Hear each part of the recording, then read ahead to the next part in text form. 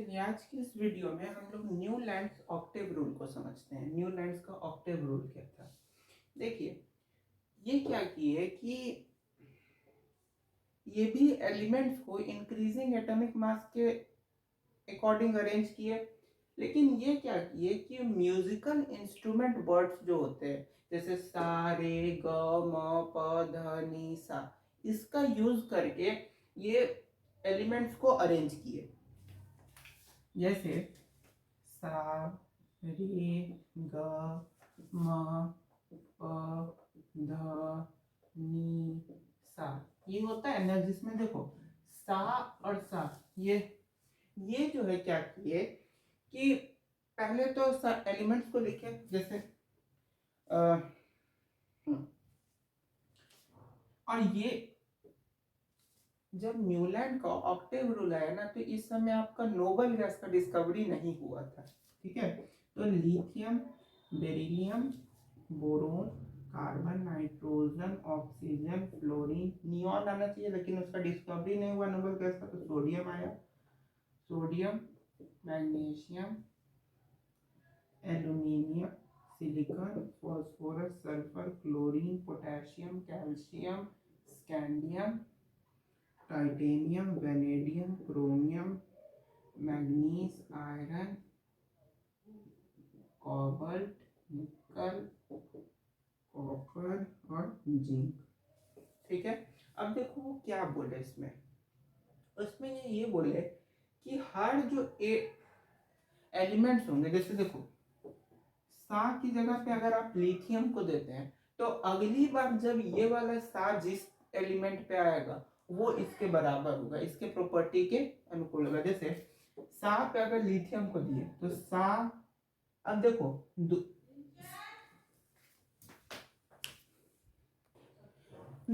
यहाँ पे ये सा पे अगर हम लोग लिथियम को लिए तो देखो सा रे ग म प ध नी सा, सा किस पे है? सोडियम पे, मतलब सोडियम और लिथियम का प्रॉपर्टी सेम होगा। फिर शुरू करो, अगर सा पे हम लोग बेरिलियम को लेते हैं तो देखो सा रे ग म प ध नी सा, यानी कि बेरिलियम और मैग्नीशियम का प्रॉपर्टी सेम होगा। फिर देखो अगर सा पे हम लोग बोरोन को लेते हैं तो सा रे ग म प ध नी सा, तो यानी कि बोरोन और एल्यूमिनियम का प्रॉपर्टी सेम होगा। कुछ समझ में आया? तो यही कहता है न्यूलैंड्स का ऑक्टेव रूल।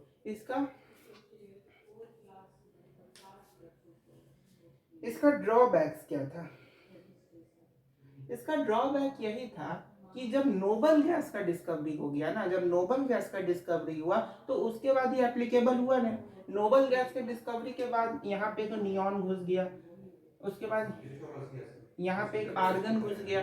तो न्यूलैंड ऑक्टेव रूल का दो ही डिमेरिट है, एक तो ये कि नोबल गैस के डिस्कवरी के बाद इनका फेल हो गया ये, दूसरा कि जो डी ब्लॉक यानी जो ट्रांजिशन एलिमेंट्स थे उन पे ये एप्लीकेबल नहीं कर रहे थे, ट्रांजिशन एलिमेंट्स पे ये एप्लीकेबल नहीं हो रहे थे। ठीक है, न्यूलैंड्स ऑक्टेव रूल को आप आइडेंटिफाई कैसे करोगे? तो दो तरीके से। पहला है कि एलिमेंट्स जो होंगे वो सेम ग्रुप से बिलोंग करेंगे, पहला चीज, और उनके बीच में जो एटॉमिक नंबर का जो डिफरेंस होगा वो 8 होना चाहिए। जैसे देखो ना, इसमें कितने टोटल वर्ड है? 1 2 3 4 5 6 7 8, 8 है। तो एलिमेंट के एटॉमिक नंबर के बीच का जो डिफरेंस होगा वो मस्ट भी कितना होना चाहिए? 8 होना चाहिए। समझ में बात है? अब एक चीज और देखो, यहाँ पे हम क्या बोले अभी, डी ब्लॉक एलिमेंट के लिए अलग हो गया। जब ये न्यूलैंड्स का ऑक्टेव रूल आया तो इस समय 23 एलिमेंट्स का डिस्कवरी हो चुका था, लेकिन उसमें से भी ये भी बहुत कम एलिमेंट्स का दिए, और ज्यादातर एलिमेंट्स को ये भी नेग्लेक्ट किए डिफरेंट प्रॉपर्टीज के कारण। लेकिन इनका मेजर क्या गलती हुआ? डी ब्लॉक एलिमेंट यानी ट्रांजिशन एलिमेंट्स जो होंगे वो इस पर एप्लीकेबल नहीं होते, क्योंकि आ गया कैल्शियम के बाद जो है वो ट्रांजिशन एलिमेंट शुरू हो गए। कैल्शियम के बाद कौन शुरू हो गया? ट्रांजिशन एलिमेंट्स,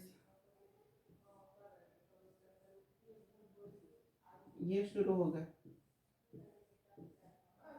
ट्रांजिशन एलिमेंट शुरू हुए कि नहीं? तो इस पे जो है इनका एप्लीकेबल नहीं कर रहा था। समझ में बात है? तो यही था आपका न्यूलैंड्स का ऑक्टेव रूल। आज हम लोग मेंडलीव्स के पीरियोडिक लॉ को समझ लेते हैं कि मेंडलीव साहब जो है वो क्या दिए थे, मतलब उनका जो पीरियोडिक लॉ था वो कैसा था, पीरियोडिक टेबल। पहले के समय में मेंडलीव का जो पीरियोडिक टेबल था वो one of the most successful periodic table था, लेकिन उसका भी कुछ मेरिट्स था, कुछ डीमेरिट्स था। इन्होंने भी क्या किया कि इंक्रीजिंग एटॉमिक मास के अकॉर्डिंग क्या किया, एलिमेंट्स को अरेंज किया अपने पीरियोडिक टेबल के अंदर, जिसमें आपको इनका पीरियोडिक टेबल बुक में गिवन है, वही चीज आपको स्क्रीन पे भी दिख रहा है कि इनके पीरियोडिक टेबल में टोटल 6 पीरियड्स थे। टोटल कितने पीरियड्स थे, 6 पीरियड्स थे और 8 ग्रुप्स थे। 8 ग्रुप्स में आपका उन्होंने जैसे उनका जो पीरियोडिक टेबल है उसको कुछ ऐसे देखोगे है, जिसमें यहाँ पे कुछ एलिमेंट लिखा है, कुछ यहाँ पे, कुछ यहाँ पे, कुछ यहाँ पे, कुछ यहाँ पे, कुछ यहाँ पे, कुछ यहाँ पे, कुछ यहाँ पे, मतलब ऐसे थोड़ा थोड़ा स्पेस दे दे के एलिमेंट्स को उन्होंने लिखा है, जिसमें ये आपका ग्रुप ए है, ये क्या है, ग्रुप ए है, और ये आपका ग्रुप बी है, इधर वाला आपका क्या है, ग्रुप बी है। आपको स्क्रीन पे भी दिख रहा होगा उनका ग्रुप ए कौन सा है, ग्रुप बी कौन सा है। तो उन्होंने 8 ग्रुप्स में टोटल डिवाइड किया और 8 ग्रुप्स को भी 2 सब ग्रुप ए और बी में क्या किया, डिवाइड किया। उन्होंने क्या किया, उनका सक्सेसफुल होने का सबसे बड़ा कारण था कि उन्होंने अपने पीरियोडिक टेबल में कुछ वैकेंट स्पेस ढूंढा, मतलब वैकेंट स्पेस को छोड़ा, क्योंकि बाद में अगर, क्योंकि उनको पता था कि बाद में और एलिमेंट्स भी डिस्कवर होंगे तो उनको भी उनके प्रॉपर्टीज के अकॉर्डिंग उनके प्लेसेस पे पीरियोडिक टेबल में रखा जा सके। तो अनडिस्कवर्ड एलिमेंट्स जो थे उनके लिए उन्होंने वैकेंट स्पेस छोड़ा अपने पीरियोडिक टेबल में। दूसरा चीज कि उन्होंने जो अनडिस्कवर्ड एलिमेंट्स थे उनकी जो प्रॉपर्टीज थी, जो उन्होंने उसका प्रिडिक्शन किया था, वो बहुत सही निकला। जैसे उन्होंने atomic mass, atomic number, valence electron, valency, electronegativity, negativity, electropositivity, reaction with hydrogen, chlorine, water, है ना, ionic radius, atomic radius, acid, nature of elements, इन सारी चीजों के बारे में पढ़ा। तो उन्होंने, और उसके बाद वो चीज सही भी हुआ। जैसे आपको देखिएगा ग्रुप, अगर स्क्रीन में दिख रहा हो तो देखोगे कि एक का शब्द आएगा, एक वर्ड आएगा एक का, इसका मतलब होता है आगे। इसका मतलब क्या होता है, आगे। एक का मतलब क्या होता है, आगे। जैसे एक का एल्यूमिनियम, एक का सिलिकॉन, एक का मैग्नीज, एक का बोरोन, ठीक है। तो एक का एल्यूमिनियम को उन्होंने बोला गैलियम, एक का एल्यूमिनियम को क्या बोला, गैलियम। एक का बोरोन को उन्होंने क्या बोला, एक का बोरोन को उन्होंने बोला स्कैंडियम। एक का सिलिकॉन को उन्होंने क्या बोला, जर्मेनियम। तो ये 3 चीज आपको दिख भी रहा होगा स्क्रीन पे कि एक का एल्यूमिनियम, यानी एल्यूमिनियम के जस्ट आगे देखोगे तो एल्यूमिनियम के जस्ट आगे गैलियम है, फिर बोरोन के जस्ट आगे देखोगे तो स्कैंडियम है, सिलिकॉन के जस्ट आगे देखोगे तो जर्मेनियम है, ग्रुप में जब ऊपर से नीचे आओगे। तो ये सब चीजों ने उन्होंने बताया। फिर उन्होंने एक और काम किया। क्या काम किया कि उन्होंने बहुत सारे एलिमेंट्स जो थे उनका एटॉमिक मास को करेक्ट किया, जैसे बेरिलियम का, यूरेनियम का, इंडियम का, प्लैटिनम का, गोल्ड का, सिल्वर का, इन सारे एलिमेंट्स के मास को उन्होंने करेक्ट किया। बेरिलियम का जो पहले मास था 13.5, इसको करेक्ट करके 9 किया, जो कि करेक्ट था, ये रॉन्ग था। बहुत सारे एलिमेंट्स के मास को क्या किया, उन्होंने करेक्ट किया, ठीक है। इनका ड्रॉबैक क्या था, ड्रॉबैक्स ये था, जैसे मेरिट में तो इतना सारा चीज ये किए, इनका ड्रॉबैक ये था कि पहला कि हाइड्रोजन का पोजीशन उन्होंने फिक्स नहीं किया, position of hydrogen is not fixed. दूसरा कि जो एफ ब्लॉक एलिमेंट्स थे ना, F block elements, inner transition elements, इनका पोजीशन भी फिक्स नहीं था, यानी ये किस पोजीशन पे होंगे उनके पीरियोडिक टेबल में, वो कोई उन्होंने फिक्स नहीं किया। तीसरा चीज कि गोल्ड और प्लैटिनम जिनका सिमिलर प्रॉपर्टीज होता है उनको अलग अलग ग्रुप में रख दिया, जिनका सिमिलर प्रॉपर्टीज होता है उनको अलग अलग ग्रुप में रखा। मतलब इन्होंने वही काम किया जो बाकी डोबेनियर और न्यूलैंड्स ने किया। यानी डॉबेनर और न्यूलैंड ने भी क्या किया था, इंक्रीजिंग एटॉमिक मास के अकॉर्डिंगली एलिमेंट्स को अरेंज किया, लेकिन प्रॉपर्टीज को प्रेफरेंस दिया। इन्होंने भी सेम काम किया, इंक्रीजिंग एटॉमिक मास के अकॉर्डिंग एलिमेंट्स को अरेंज किया अपने पीरियोडिक टेबल में, लेकिन प्रॉपर्टीज को प्रेफरेंस दिया इन्होंने भी। उसके बाद जिसका नतीजा देख ही रहे हो कि जो गोल्ड था, प्लेटिनम था, जिनका सिमिलर प्रॉपर्टी था, उनको डिफरेंट ग्रुप में रखा गया। वहीं जिनका डिफरेंट प्रॉपर्टीज था, डिफरेंट एलिमेंट्स का, उनको सिमिलर ग्रुप में रख दिए। तो ये था आपका मेंडलीव्स का पीरियोडिक टेबल।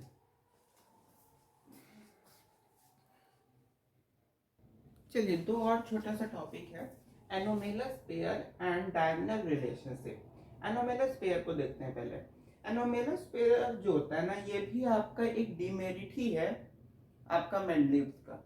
उन्होंने जो हमने बताया कि जिनका सिमिलर प्रॉपर्टीज होता है, इन्होंने क्या किया कि जिन एलिमेंट्स का, मेंडलीव्स आपका ही एक नतीजा है ये एनोमेलस पेयर, उन्होंने क्या किया कि जिन एलिमेंट्स का एटॉमिक मास सबसे कम था, जिन एलिमेंट्स का एटॉमिक मास सबसे कम था, उनको सबसे लास्ट में रख दिया, और जिन एलिमेंट्स का एटॉमिक मास सबसे ज्यादा था उनको पहले रख दिया। मतलब उन्होंने एलिमेंट्स को अरेंज तो किया, लेकिन प्रॉपर्टी के अकॉर्डिंग, प्रॉपर्टीज के अकॉर्डिंग अरेंज किया, जिसके कारण एटॉमिक मास में फ्लक्चुएशन आ गया। एटॉमिक मास जैसे कि उन्होंने क्या किया, आर्गन, टेल्यूरियम, थोरियम और कॉपर, फिर पोटेशियम,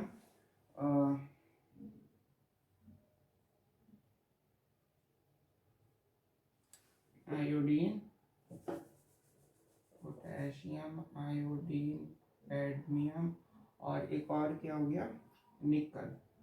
अब देखो, अब यहाँ पे हुआ क्या कि कोबाल्ट का मास होता है 58.9, टेल्यूरियम का होता है 127.6, आर्गन का होता है 39.9 के अप्रॉक्स, 39.9 होता है, ठीक है। वहीं पोटेशियम का मास होता है 39.1, आयोडीन का मास होता है 126.9, और निकल का मास होता है 58.6, ठीक है। अब यहाँ पे तुम खुद देखो, जिन एलिमेंट्स का एटॉमिक मास ज्यादा है, जिन एलिमेंट्स का एटॉमिक मास ज्यादा है उसको क्या किए, पहले रखे हैं। और जिन एलिमेंट्स का मतलब एक तरह से सिमिलर नहीं है, जैसे पहले कम एलिमेंट का रखे, ठीक है, फिर ज्यादा का अचानक से आया, फिर कम एलिमेंट है गया। मतलब इसमें तुम देख लो, पहले जो है उन एलिमेंट्स को रखा हुआ है जिनका एटॉमिक मास कम है, ठीक है भाई, फिर उन एलिमेंट्स को रखा जिनका एटॉमिक मास ज्यादा है, फिर उन एलिमेंट्स को रख दिया जिनका एटॉमिक मास कम है। तो एक पैटर्न यहाँ पे फॉलो नहीं हो रहा है, यहाँ पे एक पैटर्न फॉलो नहीं हो रहा है। जिनका एटॉमिक मास ज्यादा है वो पहले रखे हुए हैं, बिफोर है, पहले रखे हुए हैं एज कंपेयर टू जिनका एटॉमिक मास कम है। तो यही होता है आपका एनोमेलस पेयर, ठीक है। उसके बाद आपका नेक्स्ट है डायगोनल रिलेशनशिप। और बाद में, अच्छा, डायगोनल रिलेशनशिप को जो ये सब चीज हुआ ना, तो अभी जो हम लोग मॉडर्न पीटी पढ़ते हैं, अभी हम लोग जो मॉडर्न पीटी पढ़ते हैं 4 ब्लॉक्स डिवाइडेड, तो इसी सब चीज को बाद में जाके एक साइंटिस्ट आए, मॉसलेस। कौन?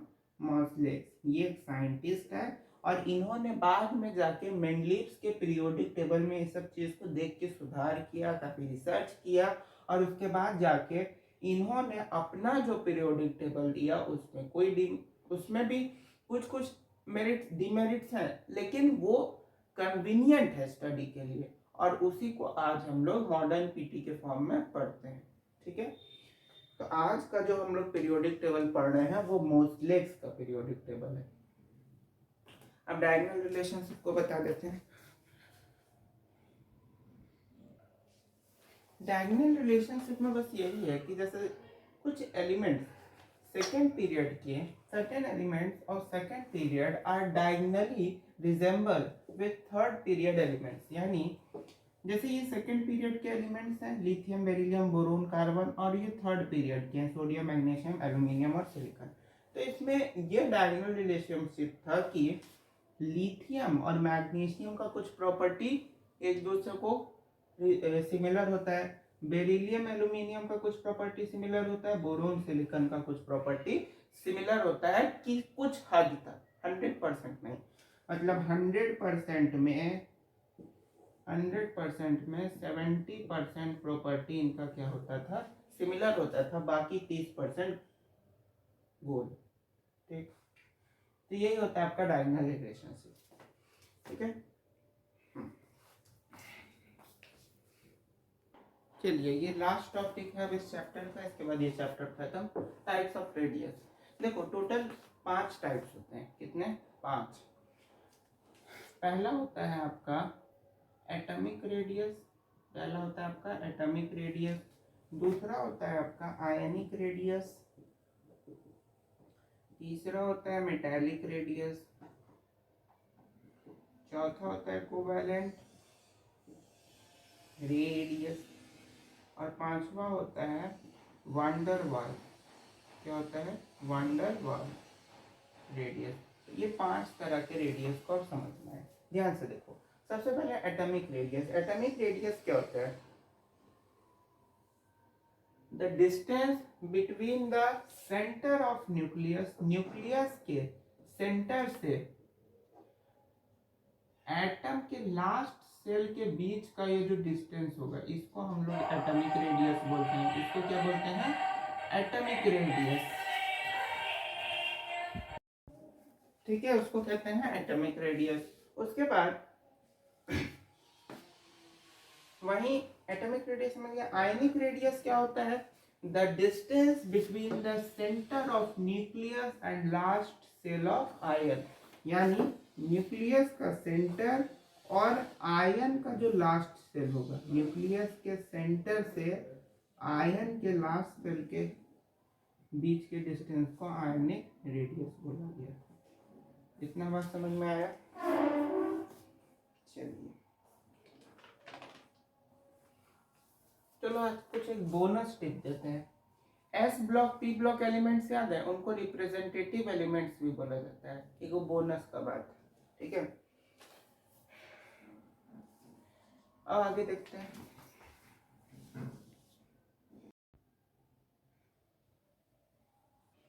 देखिए कोवैलेंट रेडियस को आप समझते हैं। यहाँ पे कोवैलेंट रेडियस पहले होता क्या है, half of the distance between the nucleus of two bonded atoms of covalent molecules is known as covalent radius। मतलब यहाँ पे दो मॉलिक्यूल्स हैं, यहाँ पे दो कोवैलेंट मॉलिक्यूल्स हैं, ठीक है। दोनों कोवैलेंट मॉलिक्यूल्स का ये आपका रेडियस है, ये क्या है आपका रेडियस है। इन दोनों रेडियस के बीच का ये जो डिस्टेंस है, इसको हम लोग इंटरन्यूक्लियर डिस्टेंस बोलते हैं। इन दोनों बॉन्डेड कोवैलेंट मॉलिक्यूल्स के न्यूक्लियस के बीच का जो ये डिस्टेंस है, इसको हम लोग इंटरन्यूक्लियर डिस्टेंस बोलते हैं। और इसी डिस्टेंस का जो हाफ होता है, उसको हम लोग कोवैलेंट रेडियस बोलते हैं। समझ में बात है, यानी इसी के डिस्टेंस का जो हाफ होता है, उसको कोवैलेंट रेडियस बोलते हैं। तो कोवैलेंट रेडियस क्या हो गया, कोवैलेंट रेडियस हुआ is equal to internuclear distance divided by 2। Covalent radius क्या हुआ, इंटरन्यूक्लियर डिस्टेंस डिवाइडेड बाय 2, यानी इंटरन्यूक्लियर जो डिस्टेंस होगा उसको हाफ कर देंगे, आपका कोवैलेंट रेडियस पता चल जाएगा। समझ गए। मेटालिक रेडियस क्या होता है, देख दो मेटल एटम्स के बीच के, दो मेटल एटम्स के न्यूक्लियस के डिस्टेंस को हम लोग सिंपल जानते हैं, इंटरन्यूक्लियर डिस्टेंस। अब इसी दोनों, ये दोनों एटम जो है, ये दोनों मेटल्स के एटम है, मेटल एटम्स। ये दोनों कैसे एटम है, मेटल के एटम्स है। तो इन्हीं दोनों एटम्स के बीच का ये जो डिस्टेंस होता है, इन्हीं दोनों एटम्स के ये जो बीच का डिस्टेंस होता है, इसको हम लोग मेटालिक रेडियस बोलते हैं।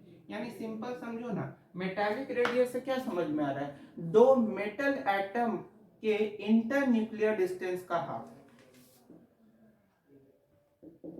मेटालिक रेडियस क्या होगा, दो